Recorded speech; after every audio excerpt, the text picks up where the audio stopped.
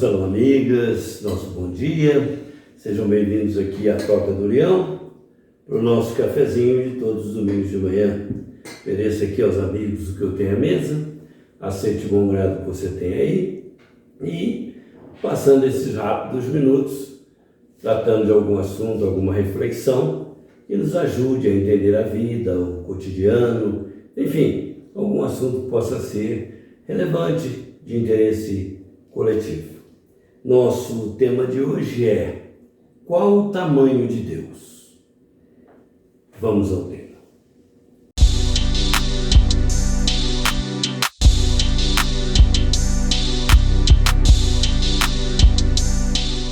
Crianças sempre fazem perguntas que desconcertam os pais e muitas vezes perguntas difíceis de serem respondidas. Uma dessas perguntas foi feita por uma criança que passeava com o pai numa área descampada, uma área aberta, e a uma certa altura a criança perguntou para o pai inusitadamente: pai, qual é o tamanho de Deus?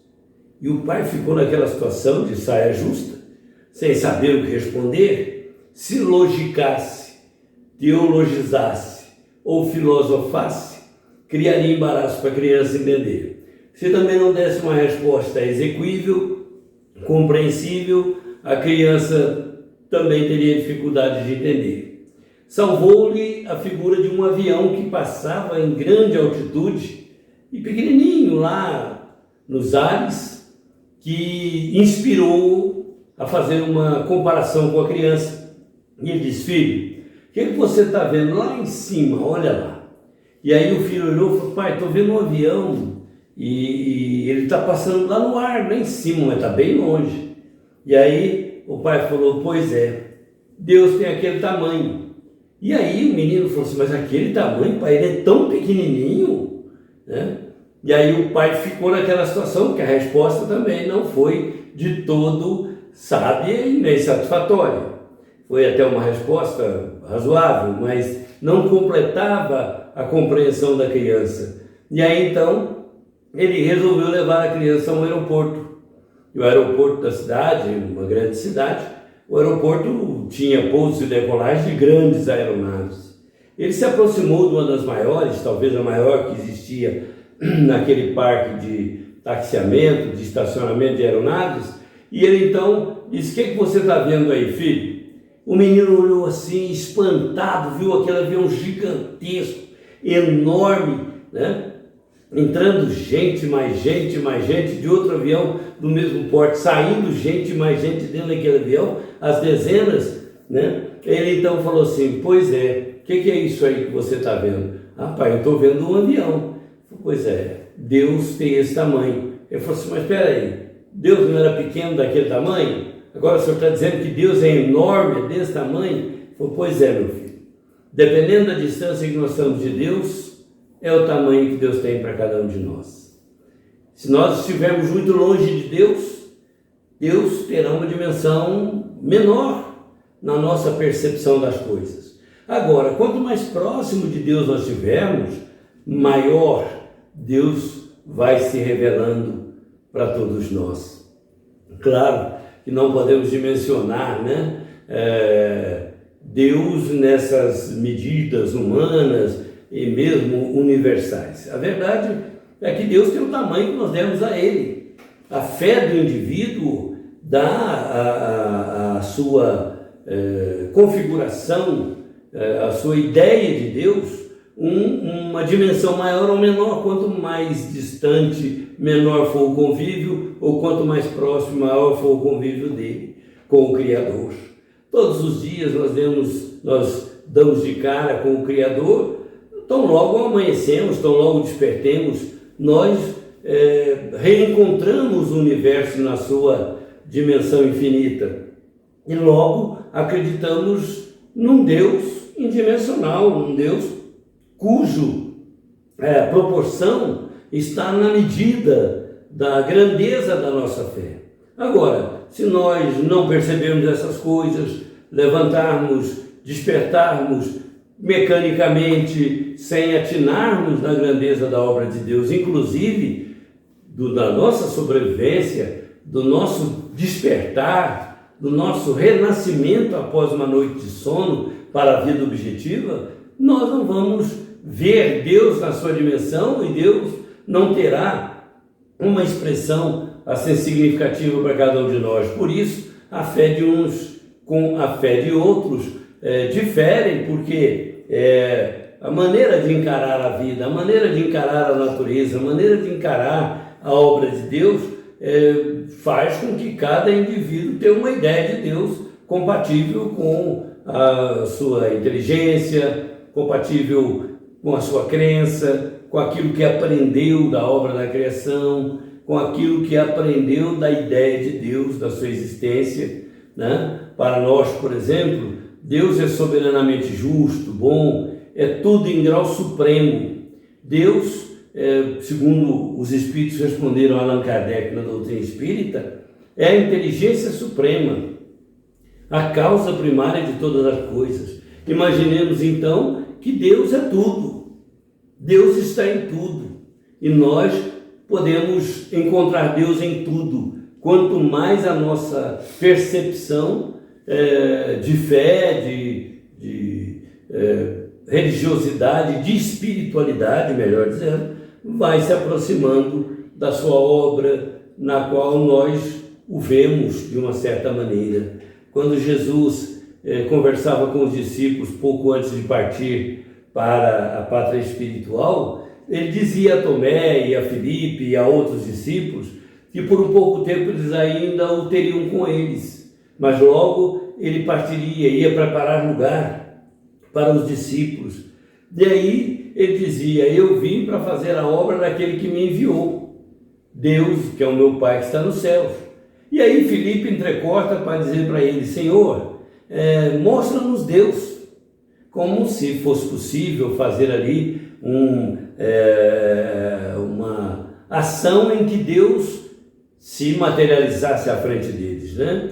E aí Jesus define para ele a situação de uma forma mais compreensível para o limite da sua inteligência, da sua percepção. Filipe, eu tenho estado convosco todos os dias. Se conhecesseis a mim, conheceríeis a meu Pai. Porque quem me vê, vê meu Pai, e quem vê meu Pai, me vê. Eu estou no Pai e o Pai está em mim. Então Jesus, naquele momento, se dava como a representação da ideia de Deus compreensível para o homem na terra. Mas nós sabemos da dificuldade que muitas pessoas têm de ter uma percepção de Deus no nível de espiritualidade que está e que se encontra, né? Quando João diz que Deus é amor, ele amplia o leque da nossa percepção, tira esse aspecto humanoide que muitas vezes se dá a Deus, um Deus com características humanas, né? Um Deus antropomórfico. Então, naturalmente, Deus está numa dimensão muito maior de percepção das coisas. Por isso, a doutrina espírita evita essa fulanização de Deus, né? E a pergunta que Allan Kardec fez foi muito inteligente. É a primeira pergunta de um livro dos Espíritos: o que é Deus? E Deus não é uma pessoa. Então, os Espíritos responderam: ele é a inteligência suprema e a causa primária de todas as coisas. Então, nessa dimensão que nós podemos perceber o Criador, nós vamos estabelecer com ele um convívio de proximidade ou de distanciamento. Quanto mais a nossa vida se espiritualiza, mais nós caminhamos para uma percepção mais dinâmica, mais ampla do que Deus significa da vida de todos nós. Porque Deus é onipresente, Deus está em tudo, Deus é onipotente, todo o seu poder se manifesta em todo o universo, em todas as pessoas, em todas as circunstâncias e situações, né? Além dessa onipotência, dessa onipresença, Deus é a sabedoria suprema, é o que precede todas as coisas, é o que sucede todas as coisas, é o que permeia todas as coisas. Então, a pergunta da criança para o pai foi de alguma maneira desconcertante, mas de um certo modo o Pai nos colocou também, nós aqui adultos, a refletir sobre o distanciamento ou a proximidade com o Criador. Jesus disse: eu estou no Pai, o Pai está em mim. Então, a proximidade de Jesus com Deus, né, era integral, era total. E quando Jesus diz: não sabeis que vós sois o templo do Deus vivo, em outras palavras, Jesus dizia que Deus habitava em nós. Então, há de haver nesse sentido uma maior proximidade de nós para com Deus, mas muitas vezes nós ignoramos isso, nós não percebemos isso, mas é preciso acender essa luz da compreensão de que Deus tem a dimensão que nós demos a Ele na nossa vida. Há inclusive quem não acredita em Deus, e não vamos aqui entrar no mérito da questão, apenas lembrar um episódio de uma pessoa conhecida que tinha um colega de trabalho que não acreditava em Deus e dizia para ele taxativamente: eu não sei como é que você, uma pessoa inteligente desse jeito, acredita em Deus, né? Não tem cabimento, né? Isso foge de qualquer ideia lógica, e argumentava lá o seu modo. Esse amigo tentava contra-argumentar até o dia que desistiu, falou: não vou perder tempo mais de tentar esclarecê-lo ou convencê-lo. Mas aí os dois caminhavam por uma praça, no intervalo lá do trabalho, e de repente viram um mandruvá passando no chão. Aquele mandruvazinho, uma lagarta, né? Grande, assim, aquela verde, preta, compridinha, e ela se corcoveava caminhando no seu destino, e aquele indivíduo tocou no assunto de novo da crença ou da descrença em Deus. E aí ele falou: olha, não vamos discutir não, faz o seguinte, tá vendo essa lagarta aqui? Aí a pessoa falou: qual o problema? O que tem a ver a lagarta com essa nossa conversa? Ele falou: diga para ela quem você é, que você é um intelectual, que você é um ser humano, que você é inteligente, que você faz isso, faz aquilo. Ela falou: você está louco, rapaz? A lagarta não vai me entender, há uma distância muito grande entre a lagarta e eu. Ele falou: pois é a distância que existe entre Deus, entre nós e Deus. Deus fala-nos através da sua obra todo dia, está presente ao nosso lado, mas nós não percebemos. Então é assim, né? Fala para a lagarta quem você é, fala aí para o mandruvá quem você é, o bambambam, a pessoa que se formou nisso, naquilo, que é especialista em finanças e coisas que tais. Eu falei: não, eu não vou cometer esse absurdo. Ele falou: pois é.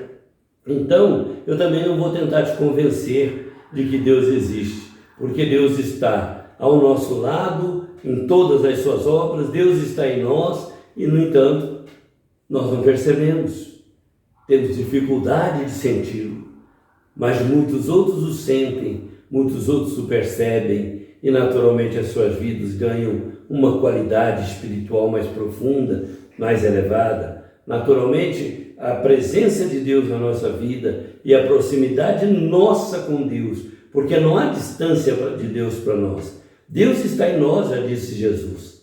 O evangelista fala disso, né? Mas nós estamos distantes de Deus porque a nossa percepção não alcança.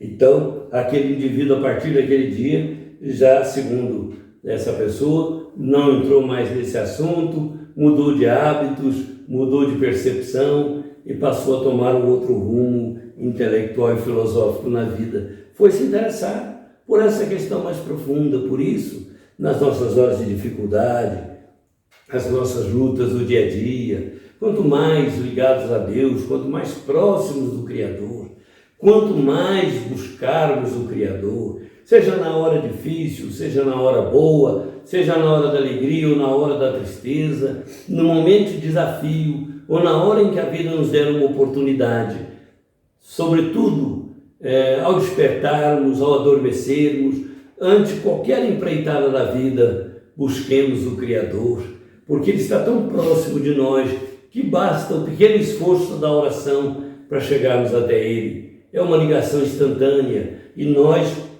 percebemos de pronto e para logo como Deus responde às nossas indagações, aos nossos apelos, aos nossos pedidos. Lembrei-me aqui de uma passagenzinha que li certa vez, e tinha um padre que gostava de ensinar histórias para crianças, e ele juntava um grupo de crianças domingo de manhã de frente à igreja e ensinava as crianças sobre fé, esperança e coisa e tal. Então, ele, um certo dia, levou um telefone para explicar sobre a oração. E aí ele dizia, olha, quando alguém, naquele tempo, né, isso é coisa de décadas atrás, quando alguém telefona para vocês, você está conversando com a pessoa está te ouvindo do outro lado, mas você não a está vendo. Aí as crianças concordaram, falaram certo, é bem assim. Ele falou, pois é, então é mais ou menos o que acontece entre nós e Deus. Quando nós mentalizamos Deus e dirigimos o nosso pensamento para Ele, Ele está ouvindo do outro lado e Ele nos responde. E aí um menininho virou-se para ele e falou, padre, mas qual é o número de Deus? Para saber qual era o telefone que nos liga a Deus. O que nos liga a Deus é o sentimento de amor. O que nos liga a Deus é a boa ação. O que nos liga a Deus é a nossa fé. E o que nos liga a Deus é a oração. A oração, como diz na linguagem moderna, é Bluetooth, né? Tá ligada online. Por isso que Jesus diz, tudo que ligardes na terra se ligará no céu. O que desligardes da terra desligará no céu.